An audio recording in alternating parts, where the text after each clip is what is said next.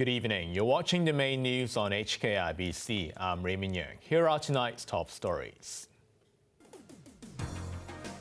Cathay Pacific cargo crew members will have to spend 3 days in hotel quarantine on returning to the city. China registers highest number of COVID cases this year, almost all in Xi'an.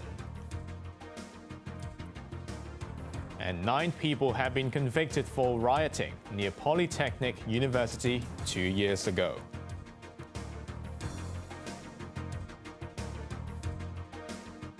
The government has made it mandatory for Cathay Pacific cargo crew to undergo 3 days of hotel quarantine on returning to Hong Kong. This comes after another 3 crew members who were exempt from quarantine were confirmed with COVID. Yeung reports. 2 Cathay Pacific crew members who recently returned from New York both tested positive for COVID, and health officials believe it's the highly transmissible Omicron variant. One is a 46-year-old employee who flew back on Christmas Day and tested negative at the airport. He was allowed to go home under the quarantine exemption policy for airline workers.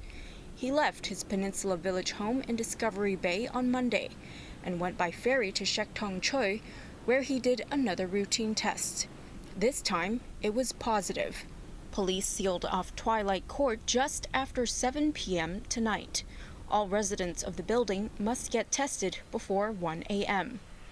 His 45-year-old colleague returned from New York on Christmas Eve and was allowed to return to his home on 1 South Lane in Shek-tong Choi after testing negative at the airport. He went out to eat, shop, and visit a friend in Tuen Mun before being screened again. His 44-year-old friend and close contact, who's also a Cathay crew member who arrived from Chicago on Christmas Day, tested positive after he got sent to a quarantine center. According to Cathay guidelines, airline staff are supposed to avoid going out during their first 3 days back in Hong Kong. If they do have to leave home, it should be no more than 2 hours. The government has now decided to make it mandatory for cargo crew to stay in a hotel for 3 days upon arrival.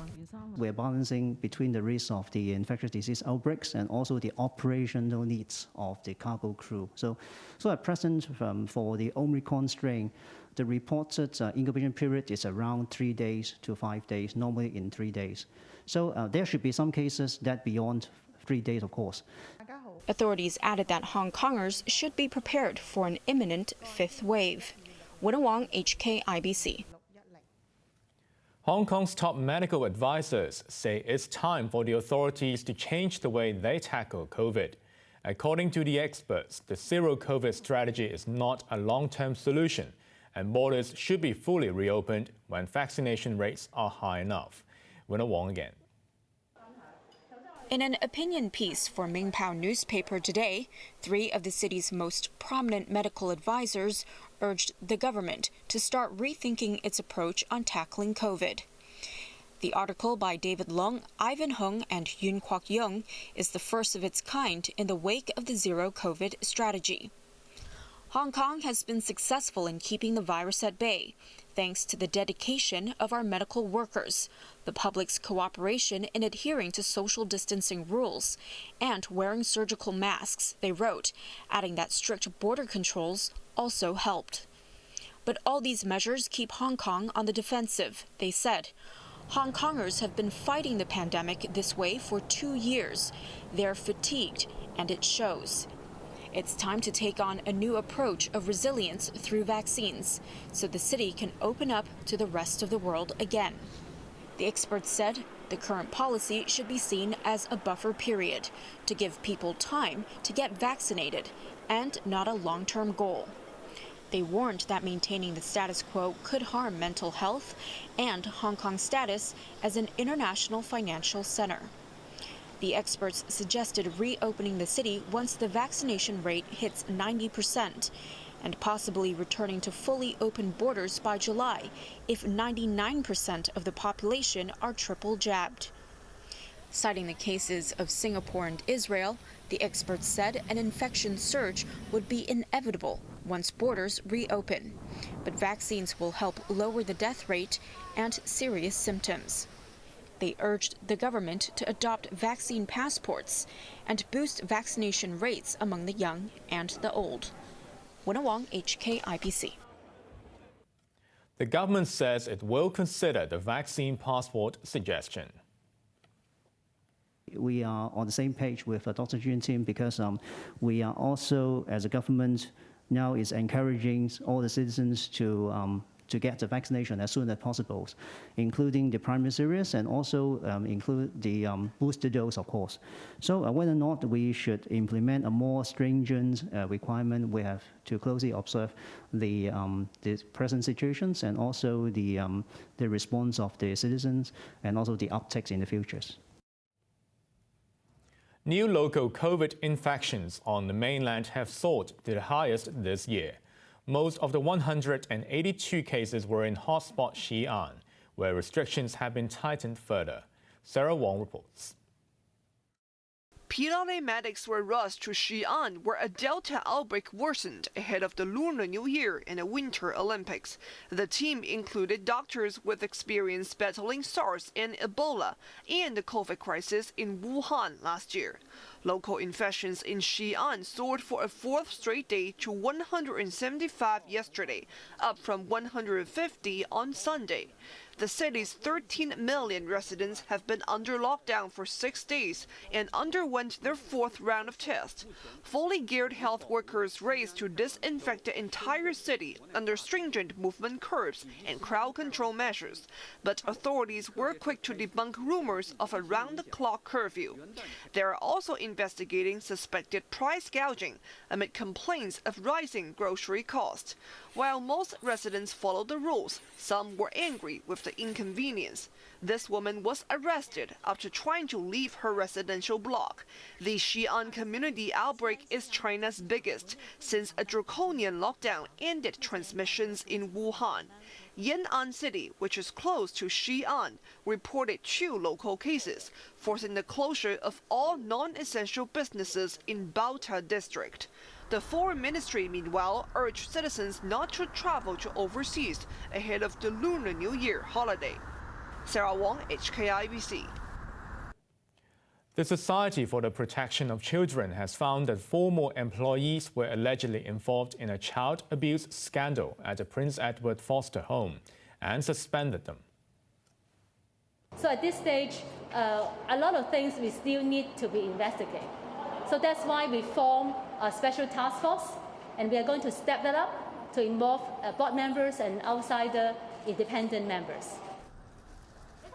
So said her group has reviewed CCTV footage and notified the Social Welfare Department and police. The shocking case came to light on Christmas Eve when 3 other workers were arrested. The children who were abused have been checked by nurses and psychologists. So said she felt sad for the children and their families and promised to send a supervisor to monitor classrooms. Next Digital founder Jimmy Lai and 6 other senior figures of the now-defunct Apple Daily have been slapped with an extra charge of publishing seditious content. The others include former publisher Chen Kim-hong, editor-in-chief Ryan Law, and executive editor-in-chief Lam Man-chong. The 7 are already accused of violating the national security law, namely colluding with a foreign country or external elements. The new charge concerned publications dating back to April 2019, more than 1 year before the national security law took effect. None of them applied for bail and will be remanded until their next hearing in February. 9 people in their 20s have been found guilty of rioting outside a girls' school during the siege of Polytechnic University 2 years ago. 2 of them were also convicted of possessing offensive weapons. Johanna Chan reports. The 9 defendants arriving at the district court this morning included 25-year-old bank employee Zhang Xinyi, 29-year-old accountant Nelson Chan, and 20-year-old student Chan Tingquan. They and 6 others had denied rioting outside Diocesan Girls' School in November 2019, when people flocked to Polytechnic University to reach protesters surrounded by police. The others were Chan Kwok Wai, Kong Ken Tong, Wang Sik Chit, Leung Ka Sing, Tan Kam Lok, and Jim Long He. In finding them guilty, Judge Josiah Lam said they were aware of the unrest in the area. He said they were not just passing by, as they had geared up for a protest. Lam added that they ignored police warnings to disperse and chose to stay, encouraging others who were causing unrest. 2 of the 9 were also convicted of possessing offensive weapons. 24-year-old designer Leung had a lighter and a pair of scissors, while 27-year-old survey officer Jim was found with a hex key and a wrench. The judge said those items could be used to light petrol bombs, destroy property, and remove street railings. The defense argued that police witnesses had not given consistent testimonies, but Lam dismissed this, saying officers had to deal with many cases of unrest and may not have been able to recall details. He added that there was insufficient evidence that police had used excessive force in the arrests. The 9 were remanded in custody and will be sentenced on January 15th. Johanna Chan, HKIBC. Customs officers have arrested a student and his older sister for alleged money laundering involving over $380 million. The pair in their 20s were detained this morning in Ko Chung Court in Yau Tong. Officers confiscated laptops, phones, and bank books. The siblings are said to have made 2,500 money transactions through hundreds of traditional and virtual bank accounts in the 6 months to January last year.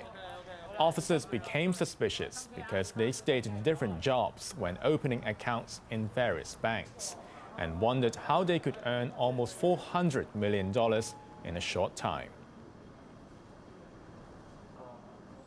Fitness chain Goji Studios has closed its 4 remaining branches, citing high rents and social distancing for its financial difficulties. Members arriving at the Mongkok branch found the doors shut. A notice on the door explained the fitness centers had to close for several months during COVID and were crippled further by high rents. The firm said it will help members transfer to another fitness chain. The Consumer Council said it received 114 complaints, amounting to $2.4 million. And coming up after the break. New COVID cases worldwide have hit a record daily high of 1.4 million. And Texas police arrest a 14-year-old boy who allegedly shot and killed 3 teenagers.